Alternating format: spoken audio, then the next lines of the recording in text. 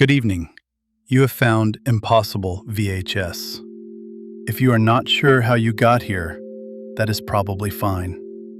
Most things worth finding do not have clear directions. Every Sunday night, we open the archive. The archive contains stories from places that do not exist anymore, from timelines that went sideways, from worlds that were built quickly and on a budget, and with the best intentions, more or less. This is Chapter 1. Are there flies in space? Well, you will not find that out tonight, but you will remember to sign on the dotted line.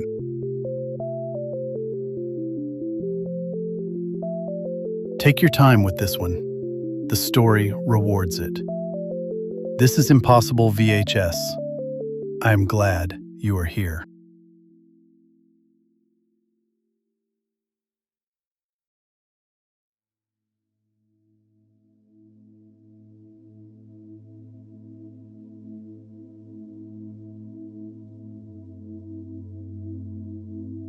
Side A.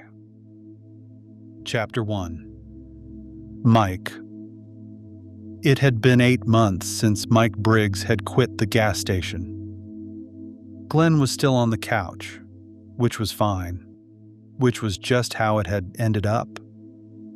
Glenn paid most of the bills now, because Glenn had a steady overnight job, and Mike had $39 in his checking account and a master's degree in astrophysics that was not currently helping with either of those facts.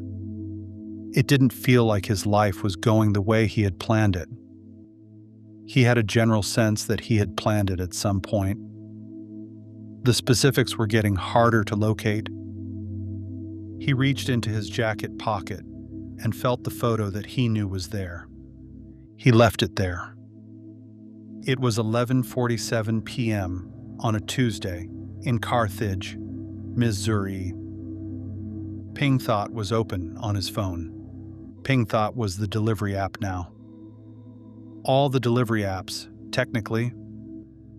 It had bought them out one by one over the past 3 years until there was just Ping Thought, which was either a monopoly or an efficiency improvement, depending on who you asked and how much they'd lost in the acquisition. You got a device when you signed up.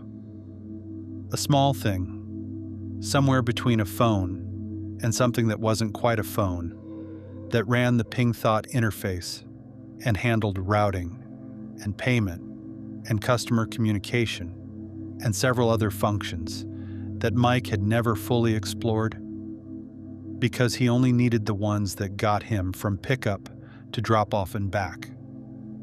His device was officially refurbished. Globestar had issued him a brand new one when he signed on. Standard contractor onboarding. The device had been in his possession for approximately 4 hours before he dropped it getting out of the car at a pickup location, and it hit the pavement at the specific angle that modern devices were supposedly designed to survive, and did not survive. He had not reported this to Globestar. He had driven to Joplin the following day and bought a refurbished one from a guy in a parking lot for $40. The guy had said it worked fine. Mike had asked no follow-up questions because it was $40 and he needed something that worked. And the alternative was admitting to his new employer that he had broken the company device before completing his first week. It worked fine. It was fine. Ping Thought was showing him 3 delivery requests nobody else had taken. One was flagged hazardous. One had a note from the customer that just said, "Please be normal." The third was paying triple the standard rate and had no description at all. He took the triple. This was, in retrospect, probably the decision point. Though in fairness, it always looked like a decision point in retrospect. At the time, it looked like rent. The pickup address loaded slowly. the way Ping thought always loaded slowly, like it was thinking about whether to tell him. Then it resolved into something that wasn't quite an address, more like a coordinate, a string of numbers that his phone's map app didn't recognize and quietly refused to display. Ping thought offered instead a blue arrow, pointing vaguely northeast, past the Wendy's, past the water tower, toward the edge of town where the light pollution thinned out. And on clear nights, you could actually see the Milky Way if you knew where to look. Mike knew where to look. He didn't look anymore. He followed the arrow. The Wendy's parking lot at 11:47 p.m. had 3 other cars in it. One was idling with someone in it that Mike had seen before on the late shift. Another driver, different app.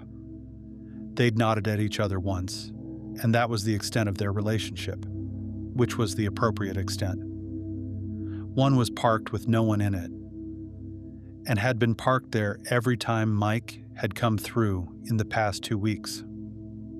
One was a Wendy's employee, presumably, or someone who had decided this was a reasonable place to be at midnight and had not been proved wrong. Mike ate his dinner in the car. It was a thing he'd bought at a gas station 2 hours ago that had been warm then and was not warm now. He ate it anyway because it was food, and food was the category of thing he needed. The Wendy's had stopped serving 40 minutes ago, but the side door was unlocked, the way side doors at closed fast food restaurants are sometimes unlocked, which Mike had learned was a courtesy extended to the overnight delivery population by the overnight fast food population. A mutual recognition that certain human needs did not observe business hours. He went in to use the restroom.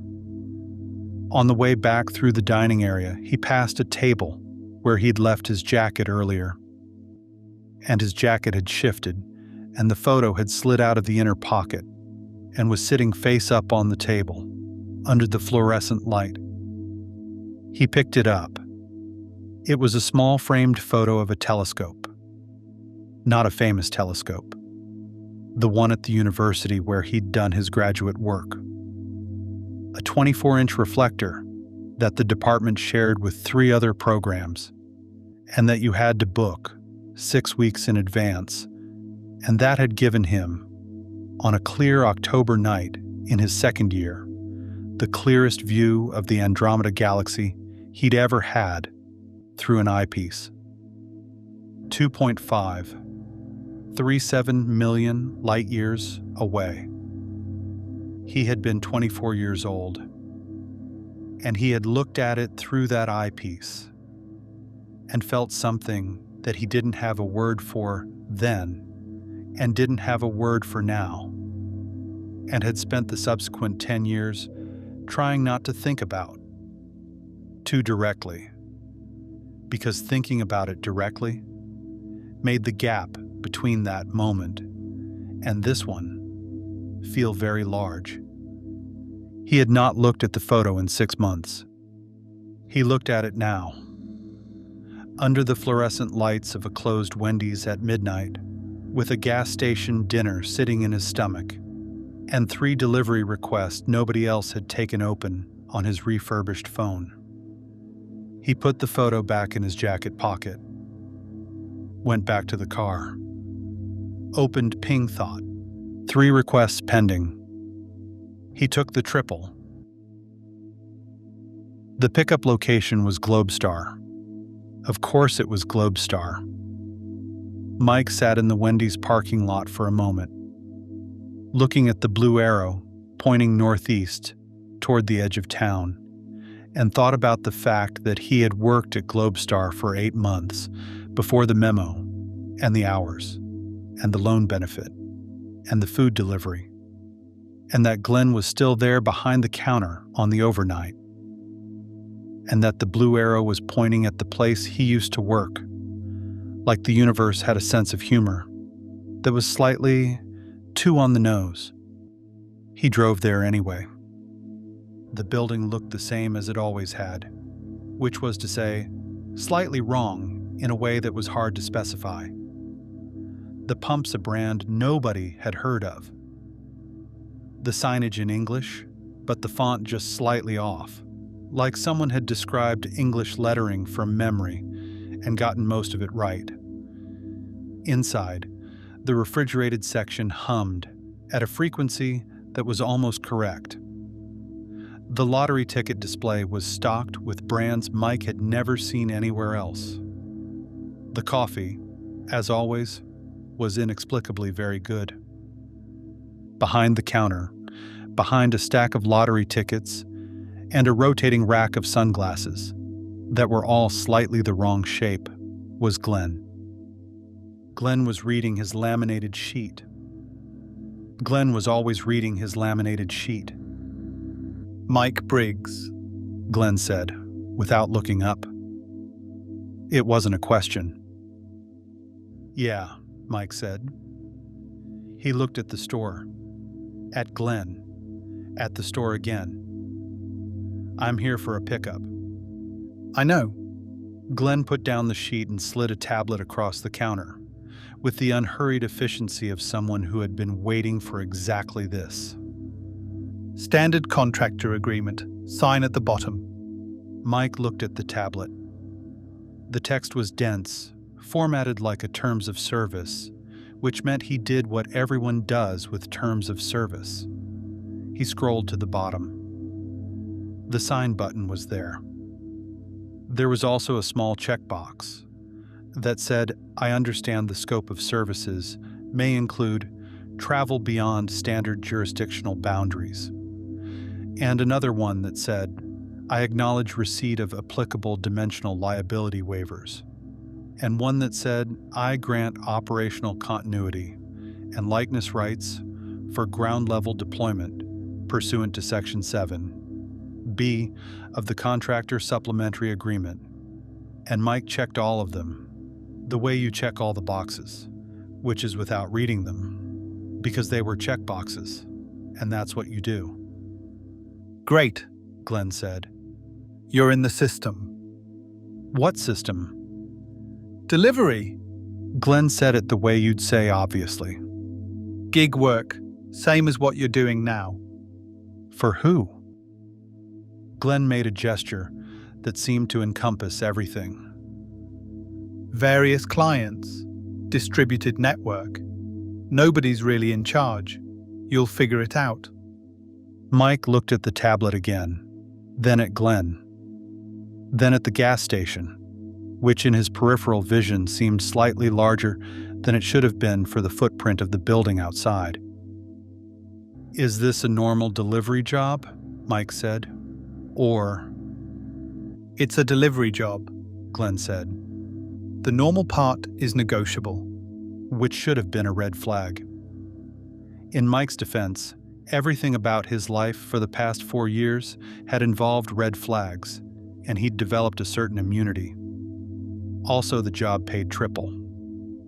Also, and this was the part he wasn't going to say out loud, the dimensional liability waiver checkbox had mentioned travel beyond standard jurisdictional boundaries, and some part of him, the part that had spent 6 years studying things you could only see by looking up, had clocked that and not said anything, and checked the box anyway. He signed. Glenn printed something and handed him a receipt. Mike looked at the receipt, at the tablet, at Glenn. "You could have done this the whole time," Mike said. Glenn picked up his laminated sheet. "Ping thought we'll update," Glenn said. "Give it a minute." Which was not a yes and not a no, and was so thoroughly Glenn that Mike didn't push it. "So what do I do now?" Mike said. Mike's phone buzzed. Ping Thought's interface flickered, went gray, then came back different. Not dramatically different, just slightly more than it had been. More options, more indicators, a new section in the job feed that hadn't been there before, labeled with a small icon that looked like a stylized orbit. The first job in the new section was already pending. Pickup in 20 minutes. Delivery address? Way station. Or Veth 7. Corridor 14. Non-standard zone 9. Pay. Triple standard rate plus hazard supplement. Customer note. Please don't be weird about it. Mike looked up. Glenn was watching him with the patient expression of someone who has done this many times and knows exactly how it goes. Is it actually space? Mike said. Technically, Glenn said, yes. Mike thought about his checking account. He thought about the 3 pending jobs he'd been ignoring on the old feed. One of which had a customer note that just said, "Please be normal." He thought about the Milky Way visible from the edge of town on clear nights, the specific coordinates of it, the way he used to be able to name everything up there. The way he still could if he was being honest with himself. He had never stopped knowing where everything was. He had just stopped going outside to check. "Okay," he said. Okay, Glenn said. Is it? Mike stopped. Started again. Is it actually what it looks like? From up there? Glenn considered this with the seriousness of someone giving an honest answer. Some of it, he said. The rest of it is mostly logistics. Mike nodded. That was, he felt, about right. He accepted the job.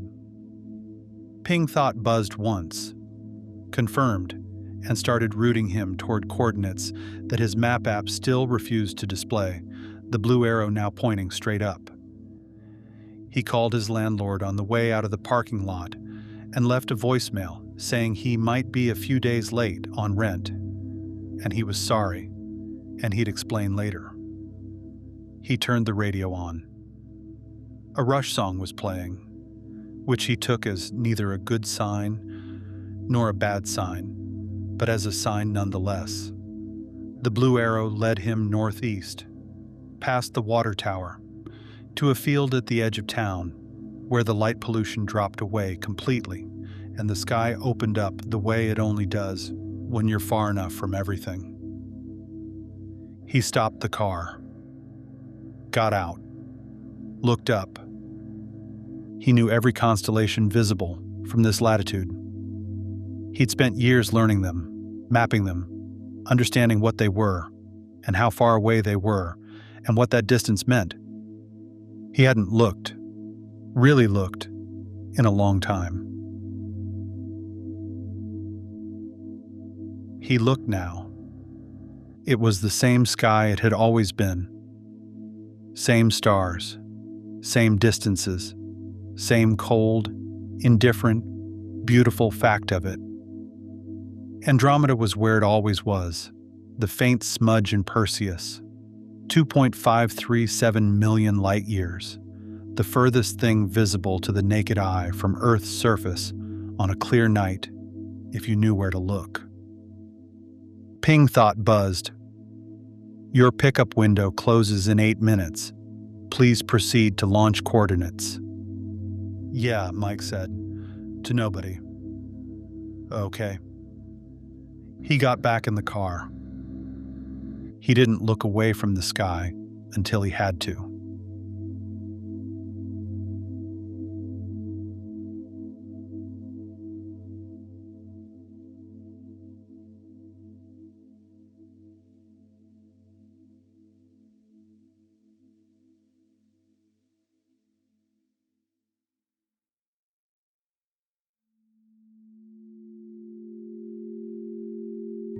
Boy, do I need a Globo Star coffee.